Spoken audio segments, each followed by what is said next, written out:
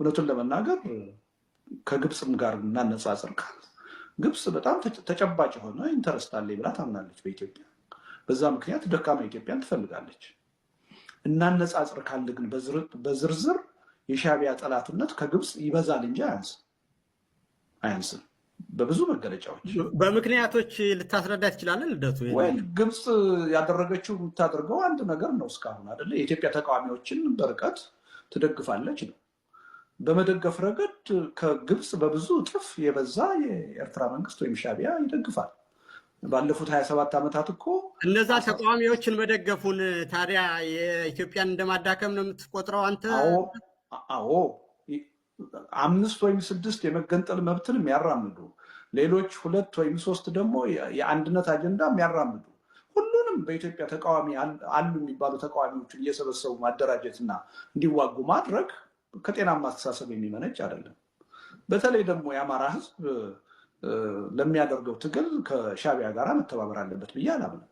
በነገርህ ላይ እንዴ አሁን እኮ ኦነግና እኔ ብንተባበር እኮ በሀሳብ በጣም የተለያየን ልደቱ። ለምሳሌ ኦኤልኤ እና ፋኖ በአመለካከት ደረጃ በጣም የተራራቁ ናቸው። እንዲተባበሩ ከፈቀድ ሁለቱም እኔ ኦኤልኤ እና ፋኖ ይተባበሩ አላልኩም። ኢትዮጵያዊ ኃይሎች ናቸው መተባበር ያለባቸው እንጂ ከውጭ ጠላት ጋር መተባበር የለባቸውም ነው ያልኩት እንጂ በጠላትነት ነው ኮንሰፕቹዋሊ። አሁን እኔ ይኸውልህ ኦኤልኤም ኢትዮጵያዊ በመሆኑ ብቻ መተባበር አለባቸው መብቱ ነው ከተባለ፣ ፋኖም ተቃዋሚ በመሆኑ በመተባበራቸው ችግር የለም ከተባለ፣ ሁለቱም ችግር ከሌለባቸው ደግሞ ሻዕቢያ ሲደግፋቸው ጠላት የሚሆነው እነሱ ሲተባበሩ ምንም ችግር የሌለም የሚሆነው ለምንድን ነው? የሻዕቢያን ጠላትነት ይሄ እንዴት ነው የሚያሳይ ነው ሎጂክ? አንደኛ በራሱ ነው። አንደኛ በምንም ተአምር ፋኖንና ሻዕቢያን ኦላንና ወይም ኦኤልኤፍንና ሻዕቢያን አንድ አድርጌ ላነጻጽር አልችልም። እነዚህ ኢትዮጵያዊ ኃይሎች ናቸው፣ የእኛ ናቸው፣ ወደድናቸውም ጠላናቸው። ኢትዮጵያውያን በመደገፉ ከሆነ ጠላት ያልነው ማለት ነው። እነዚህን ድርጅቶች በመደገፉ ጠላት ነው ስላልከኝ ነው እኮ ልደቱ። በመደገፉ ብቻ አይደለም ሳይደግፍም ጠላት ነው አልኩህ እኮ። እስቲ እነዛ ምሳሌዎች አስረዳኝ። እነዛ ምሳሌዎች ሳይደግፍ ጠላት የሆነባቸውን ምክንያቶች ለመማር ነው ልደቱ፣ ሌላ ነገር አይደለም። አቋሜ ነው። እኔ ከተጸነሰ ጀምሮ ሻዕቢያ የኢትዮጵያ ጠላት ሆኖ ነው ሲሰራ አይኖረው።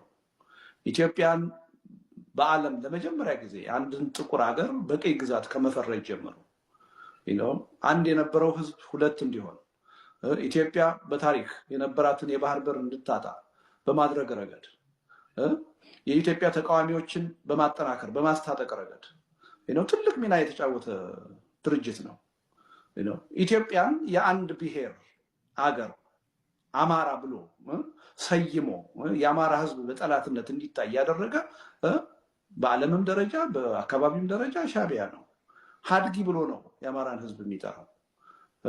ህዋትም እኮ ያን ተቀብሎ ግንባር የምናወራው እኮ ስለ ኤርትራ ስለ ሻዕቢያ ነው፣ ስለ ህወሓት። አሁን እኮ ታሪካዊ ጠላት ለማለት ምክንያት ስፈልግ አሁን ሻዕቢያ በዛ ደረጃ ካልኩት ይልቃል። ህዋት ያንኑ እንትን ተቀብሎ የኤርትራን መገንጠል ደግፎ አብሮ ኑሯል የኛ ታሪክ። ስለዚህ ሻዕቢያን ጠላት ካልኩ ህዋትን እንዴት ለየው ነው? ይሄንን ይልቃል።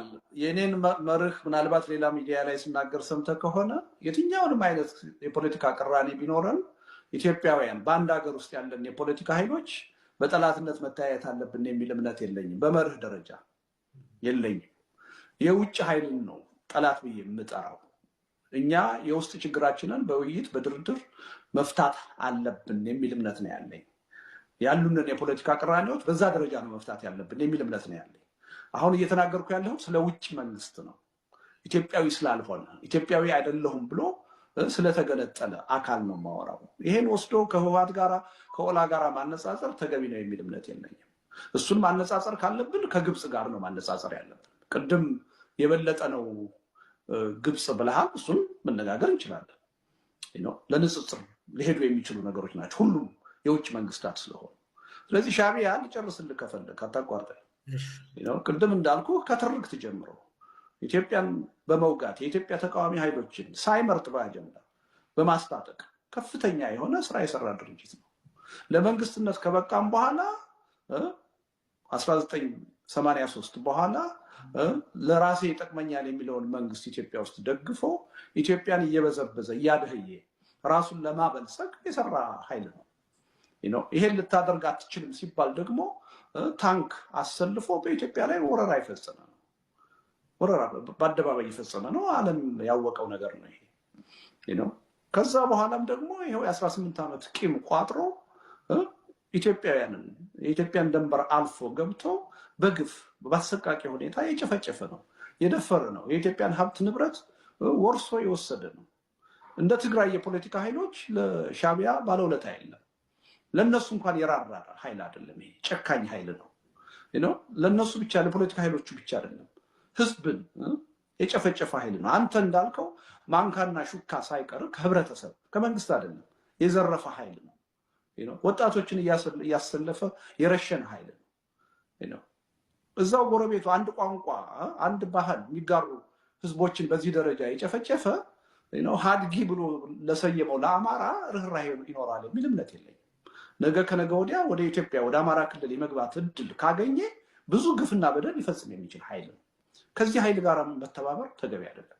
ኢትዮጵያውያን በቂ የህዝብ ቁጥር አለን፣ በቂ ብሶት አለን፣ በቂ የጋራ አጀንዳ አለን። እኛ ከተባበርን አንድ በስልጣን ላይ ያለን አምባገነን መንግስት ከስልጣን ለማውረድ የማንችልበት ምንም ምክንያት የለም።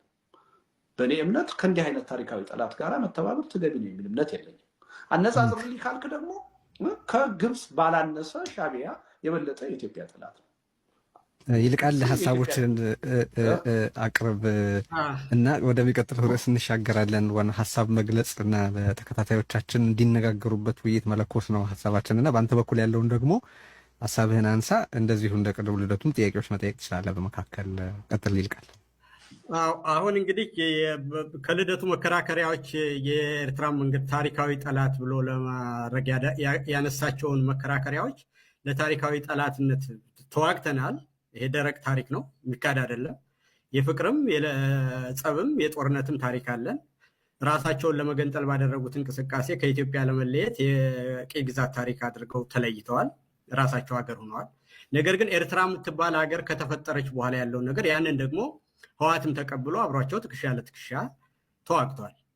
ስለዚህ ያንን መንግስት ጠላት ነው ታሪካዊ ጠላት ነው ካልኩት ያንን ተቀብሎ አብሮ ተዋግቶ ሁለት ሀገር ተካፍሎ ለዛች ሀገር እውቅና የሰጠው የኔው ሀገር ጉድ የኔው ሀገር መንግስት ነው። ስለዚህ ልጨርስ ልደቱ ልጨርስ። አንተ የሌለ ክርክር ለምን ታቀርባለህ? ጠያቂው የጠየቀን እኮ ስለ ህወሓት አይደለም ስለ ሻዕቢያ ነው እኮ። ታሪካዊ ጠላት እኮ ነው። ይኸውልህ ልደቱ፣ ታሪካዊ ጠላት ለማለት በእኔ ሀገር ውስጥ ያሉ ሰዎች የሰሩትን ነገር የዛን ሀገር ታሪካዊ ጠላት ብዬ ለመፈረጅ የኔ ሀገር ሰዎች ያደረጉትን ነገር ያደረገን አካል እንደውም የውጭ ሀገርማ በጣም እንትን አለው። ማንኛውም ሀገር ለራሱ አሁን አንተ በምትለው ኤርትሪያ ከሶማሌም ጋር እኮ ተዋግተን እናውቃለን እኮ ልደቱ። ከሶማሌ ጥያቄ ልጠይቅህ፣ ኤርትሪያ ታሪካዊ ጠላት አይደለም ነው የምትለው አሁን አንተ? አንድ የውጭ መንግስት ኤርትሪያ ካደረገው በላይ ምን ሲያደርግ ነው ታሪካዊ ጠላት ሊባል የሚችለው? ወይስ በዓለም ላይ ታሪካዊ ጠላት የሚባል ነገር የለም ነው ክርክር? ኖ፣ ታሪካዊ ጠላት ማለት ሀገርን እስከሚጠፋ ድረስ በየትኛውም ሁኔታ የማይታረቅ ቅራኔ ያላቸው በምንም አይነት ለመጠፋፋት ሁልጊዜ ኢሚነንት የሆነ አደጋ ላይ ያሉ አቅም ቢያገኙ አንዱ አንዱን የማጥፋት ነገር ሊኖራቸው የሚችል መሆን አለበት ታሪካዊ ጠላት ብዬ ለመስጠት። በምንም አይነት የማይታረቅ ቅራኔ መኖር አለበት። ነገር ግን ሁለት ሀገሮች ጎረቤቱ ነው። ከጎረቤቶቻችን ጋር በተለያየ ታሪክ በተለያየ ሁኔታ ተዋግተናል። ከሶማሌ ጋር ተዋግተናል።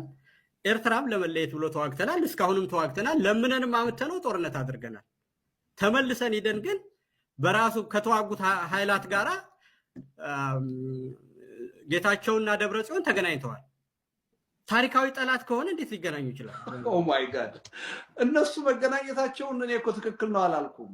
አብረው ለመስራት እኮ እኔም እኮ እነሱ አብረው ለመስራት ለሰላም ያስፈልገኛል ብሎ ከሰራ ነው። አዳምጠኝ። እኔ እያልኩ ያለሁት ፋኖ ለምን ይገናኛል አይደለም። ቲፒኤልኤፍ ሲገናኝ ትክክል ነው፣ ፋኖ ሲገናኝ ትክክል ነው አላልኩም። ማንኛውም ኢትዮጵያዊ ኃይል ከውጭ ጠላት ጋር ተባብሮ የኢትዮጵያን መንግስት መውጋት የለበትም ነው ያልኩት እንጂ ቆይ አዳምጠኝ። እኔ መረጃው የለኝም። አንተ መረጃው ካለ ልትል ትችላለህ። ቲፒኤልኤፍ ከሻዕቢያ ጋር እየተገናኘ ከሆነ ስህተት ነው፣ ታሪካዊ ስህተት ነው ብዬ ነው የማምነው። ስለዚህ እነሱ ናቸው ተገናኘን ያሉ ልደቱ፣ እነሱ ናቸው ያሉ። እኔ አይደለሁም ያልኩት፣ ፐብሊክ ኖሌጅ። እኔ እሱ አይደለም ችግሩ አልኩ። እሺ ይገናኝም አልኩ እኮ። ከተገናኘም እና እውነትም ከሆነ ለእኔ ታሪካዊ ስህተት ነው። ለምን ፋኖ ያደርገዋል አይደለም እያልኩ ያለሁት። ኦላም ካደረገው ህውሃትም ካደረገው ስህተት ነው እያልኩ ነው ያለሁት። ለምን ቲፒኤልኤፍ ላይ መንጠላጠል እንደፈለግ አላውቅም። እኔ እየጠየቅኩ ያለሁት በግልጽ አንደኛ አሁንም ከጉርብትና ጋር አታያይዘው። የኤርትራን ህዝብ አይደለም ጠላት እያልኩ ያለሁት፣ ወይም አገረ መንግስቱን አይደለም እያልኩ ያለሁት። አሁን ያለውን አድሚኒስትሬሽን ሻዕቢያን ነው እያልኩ ያለሁት። ነገር ከነገ ወዲያ ለምሳሌ የኤርትራ መንግስት እድለኛ ሆኖ የኤርትራ ህዝብ እድለኛ ሆኖ ወይም ታግሎ ሌላ ጥሩ መንግስት ቢመጣ ታሪካዊ ጠላት ነው ልል አልችልም። ከዛ ጋራ በትብብር መስራት አለብን ብዬ አምናለሁ። ዘረዘርኩልህ። ከተወለደ ጀምሮ እስካሁን ድረስ ጸረ ኢትዮጵያ አቋም ያለው ድርጅት ነው። ይህም በተግባር ሲያሳየ ነበረ ነው። ለኢትዮጵያ የ100 ዓመት የቤት ስራ ሰጠሁ ብሎ የሚያምን ድርጅት ነው። አንድም ቀን እኛን ለማዳከም ተኝቶ የማያውቅ መንግስት ነው። እንነጋገር ከተባለ ግብፅን በኢትዮጵያ ታሪካዊ ጠላትነት መፈረጅን አምነህ ከተቀበልክ ከግብፅ በላይ ሻዕቢያ በኢትዮጵያ ጠላትነት ሊቆጠሩ የሚችሉ ተግባራት አሉት። ከዚህ አንጻር እንዴት አድርገህ ታስታርቀዋለህ ነው። እኔም እኮ ያደረጋቸውን ሁኔታዎች በዝርዝር ሳይ አሁን ከተነጋገርነው ውስጥ አንደኛው ተቃዋሚዎችን መደገፉና ተቃዋሚዎች እዛ ኤርትራ ውስጥ ቤዝ ማድረጋቸው ከሆነ እነዚህ ተቃዋሚዎችን የኢትዮጵያ ሕዝብ የነፃነት ታጋይ አድርጎ የሚያያቸው ከጎረቤት ሀገር ጋር ደግሞ ማንኛውም ትጥቅ የሚያደርግ ድርጅት ሆነ ምን በተለያየ ጊዜ በታሪክ አጋጣሚ ከጎረቤቶቹ ድጋፍ መውጫ መንገድ ላይፍ ላይን ማግኘት ለአንተ ለእኔ ላስረዳ አልችልም። የፖለቲካ ሳይንስ ተማሪ ስለ ይሄ ያለና የነበረ በየትኛውም ሁኔታ ውስጥ ያለ ነው። እነዚህን ተቃዋሚዎች ደግሞ አሁን የኢትዮጵያ ህዝብ ውስጥ ትልቅ ድጋፍ ያላቸው ናቸው። ስለዚህ እነዚህን አካላትን መደገፉን ለታሪካዊ ጠላትነት እኔ አንተ የምትለውን አሁን ሁለተኛ ልጨርስ ልደቱ። ሁለተኛ ነገር ያ ግንኙነት አልፎ በህዝብ ለህዝብም ሆነ የሻዕቢያ መንግስት መጥቶ ኢትዮጵያ ውስጥ ስንት ድግስና መልክ ባለው ሁኔታ አልተደረገም። ግንኙነቱ በአግባቡ ሊቋጭ በሚችል ሁኔታ ይሁን።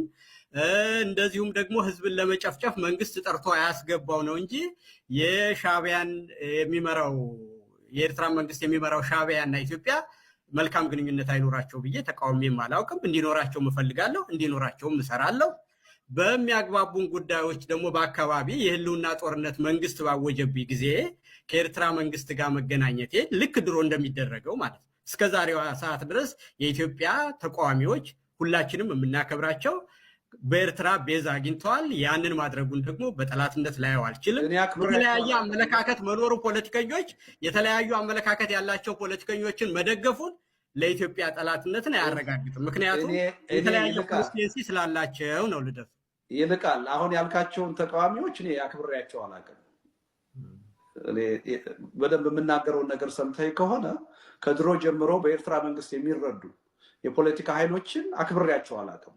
ኦኤልኤ ዓላማ አለው፣ አግባብ አለው፣ ጥያቄው ፍትሃዊ ነው ብለህ በተደጋጋሚ አይደለም ሁላችንም የምናከብራቸው ብለህ ስላልክ ነው። አንተ ልታከብራቸው ትችላለህ ወይ? አንተ ስትናገር ስለምሰማ ነው ልደቱ። ኦኤልኤን ዓላማ እንዳለው ትክክለኛ ጥያቄ እንዳለው ፍትሃዊ ድርጅት እንደሆነ ደጋግመህ ስትናገር ሰምቼ አውቃለሁ ብዬ ነው። አዳምጠኝ። ከኤርትራ ጋር ግንኙነት በማድረጉ አክብሬው ማቅ የፖለቲካ ኃይል የለም ነው እያልኩ ያለሁት። ኦኤልኤ በአስተሳሰብ የምደግፈው ድርጅት አይደለም። የማምነው ነገር ግን ኢትዮጵያዊ ድርጅት ነው። የራሱ የሆነ ማህበራዊ መሰረት የኦሮሞ ህዝብ ውስጥ አለው ብዬ አምናለሁ። ስለዚህ የእሱን ጥያቄ እሱን በጠላትነት መፈረጅ ሳይሆን የሚጠቅመን የፖለቲካ ጥያቄውን በፖለቲካ መድረክ መፍታት ተገቢ ነው ብዬ አምናለሁ። ከኤርትራ ጋር ባለው ግንኙነት አድንቄውም አክብሬውም አላውቅም። ማንንም አክብሬ አላውቅም። የድሮዎቹንም አወግዛቸዋለሁ፣ የአሁኖቹንም አወግዛቸዋለሁ። ኮንሲስተንት ነኝ። ትናንትም ግንቦት ሰባትን ሳወግዝ ነበረ። ህውሃት ከኤርትራ ጋር ተባብሮ ያደረገውን ትግል በአደባባይ በየምርጫ ዘመቻው ሳወግዝ ነው የነበርኩት። ዛሬም የሚደረገውን ነገር አወግዛለሁ።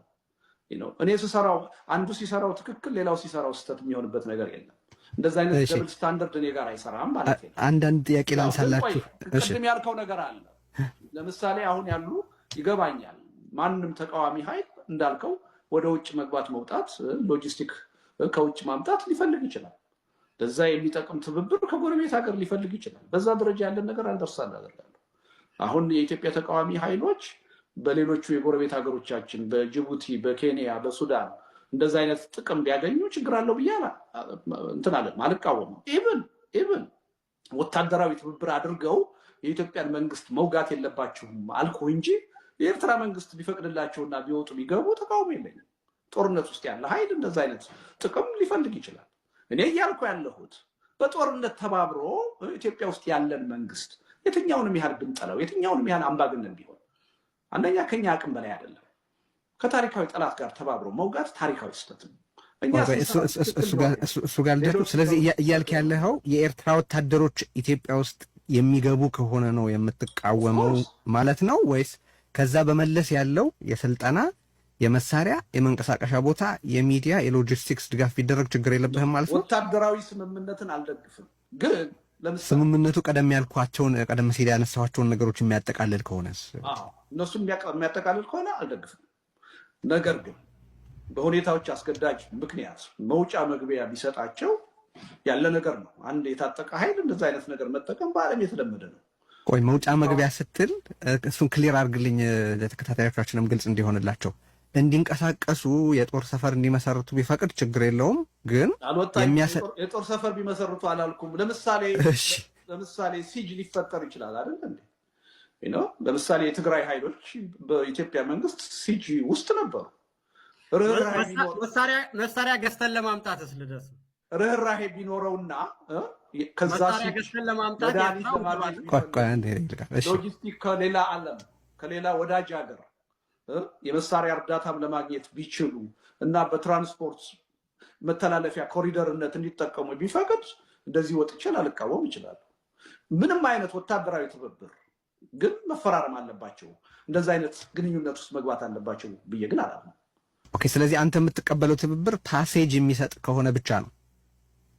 እሱ ከሁማኒታሪያንም ጋር የተያያዘ ነው ልትለው ትችላለህ። አይ ቅድም ያነሳልህ ጥያቄ አለ። ለምሳሌ ይልቃል መሳሪያ ማውጣት ማስገባት፣ ለምሳሌ ከሌላ ሀገር የተገዛ መሳሪያን በኤርትራ በኩል ማስገባትን ማስወጣትን በራሳቸው አቅም ገዝተው ወይ ከሌላ ወዳጅ መንግስት አግኝተው መተላለፊያ አጥተው ቢተባበራቸው ችግር አለው ብዬ ነው። ኦኬ፣ ስለዚህ ፓሴጅን ነው የምትቀበለው። እሺ